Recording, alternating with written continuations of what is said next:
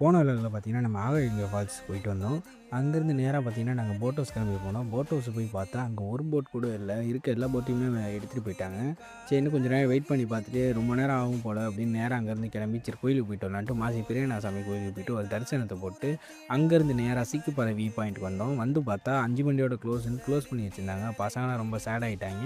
சரின்னு அங்கேருந்து என்ன பண்ணுறதுன்னு பார்த்துட்டு நேரா பார்த்தோம். நேரா பார்த்தா வியூ பாயிண்ட் சூப்பரா இருந்துச்சு. இந்த வியூ பாயிண்ட்டே நல்லா தானே இருக்குது அப்படின்ட்டு அங்கே நின்னுட்டு கொஞ்சம் நேரம் அந்த வியூ பாயிண்ட்ட பார்த்து ரசிச்சுட்டு, நேரா அங்கேருந்து டைம் ஆச்சுன்ட்டு வீட்டுக்கு கிளம்ப ஆரம்பிச்சிட்டோம். இறங்கும்போது 70 பெண்ட் வழியா தான் இறங்குனோம்.